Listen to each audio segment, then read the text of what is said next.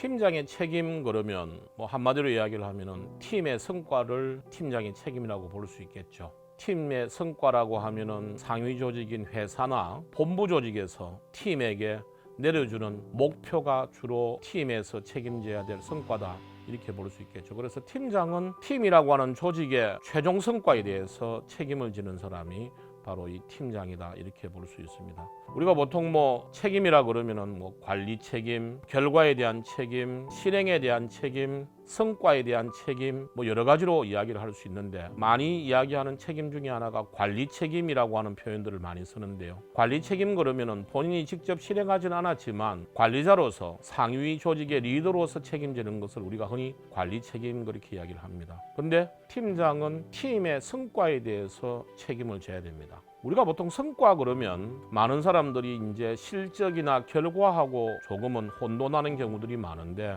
팀장이 책임져야 될 성과라고 하는 것은 대개 우리가 정의를 해보면 목표를 달성한 결과물을 성과라고 합니다. 성과를 이야기하려고 그러면은 전제 조건 자체가 목표가 없으면 성과를 이야기를 할 수가 없습니다. 그래서 성과를 이야기할 때는 항상 목표 대비 성과, 이렇게 표현을 하죠. 반면에 실적이라고 하는 말은 노력한 결과물을 우리가 보통 실적이다, 이렇게 이야기를 합니다. 아니면 업무를 수행한 결과물을 우리가 또 실적이라고 이야기를 하죠. 1, 4분기 실적, 2, 4분기 실적, 실적 보고할 때 그 실적이라고 하는 것을 우리가 이야기할 때는 보통 두 가지를 많이 이야기를 합니다.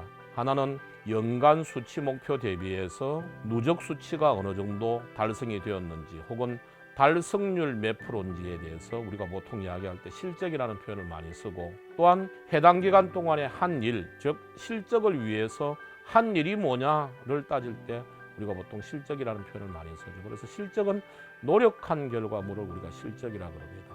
반면에 결과라고 하는 것은 목적이나 목표와 상관없이 일이 마무리된 상태를 두고 우리가 보통 결과, 이렇게 많이 이야기를 하죠.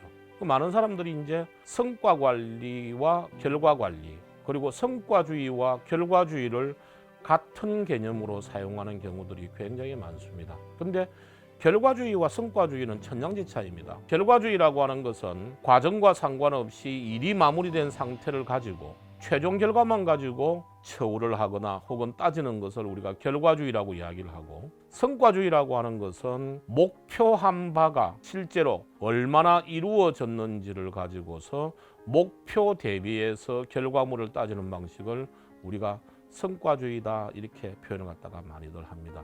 그리고 팀장에게 성과를 책임을 묻기 위해서는, 혹은 팀원에게 성과에 대한 책임을 묻기 위해서는 반드시 필요한 것이 두 가지가 있습니다. 첫 번째는 사전에 목표에 대한 합의가 굉장히 중요합니다. 그리고 그 성과를 창출하기 위해서, 다른 말로 하면 목표를 실행하기 위한 실행 방법의 선택에 대한 권한 위임을 해주느냐 해주지 않느냐가 성과에 대한 책임을 물을 수 있느냐 없느냐와 굉장히 관련이 많겠죠. 조직에서 팀장에게 팀의 성과에 대해서 책임을 묻기 위해서는 반드시 CEO나 상위 조직의 본부장이 팀장과 목표에 대한 사전 합의를 반드시 거쳐야 되고, 그 목표를 달성하기 위한 실행 방법에 대한 선택 권한, 흔히 델리게이션이라고 이야기를 합니다. 그래서 권한 위임을 해주는 것이 굉장히 중요합니다. 마찬가지로 팀장도 팀의 성과를 책임지기 위해서는 팀원들에게 역할과 책임을 임파워먼트를 해야 되는데요. 팀원에게 팀장이 역할을 임파워먼트하고 책임을 델리게이션을 해서 팀원의 성과를 잘 창출할 수 있도록 하려고 그러면은 팀장은 팀원들에게 책임져야 될 성과 목표에 대한 사전 합의와 그 성과를 달성하기 위한 실행 방법의 선택에 대해서 팀원들에게 델리게이션하는 게 굉장히 중요합니다. 그래서 팀의 성과와 팀원의 성과의 합이 반드시 일치하지는 않지만, 팀장이 팀의 성과를 책임지기 위해서는 상위 조직인 본부장이나 CEO도 팀장에게 목표에 대한 합의와 델리게이션이 굉장히 중요하지만, 팀장 스스로도 팀원들에게 일을 시킬 때마다 목표에 대한 사전 합의와 그리고 그 목표를 달성하기 위한 실행 방법에 대한 델리게이션이 굉장히 중요할 수가 있습니다. 그래서 팀장은 자기가 맡고 있는 조직의 성과를 책임지기 위해서는 이러한 목표에 대한 개념이나 권한임에 대한 개념, 이러한 부분들이 굉장히 중요하다고 볼 수가 있습니다.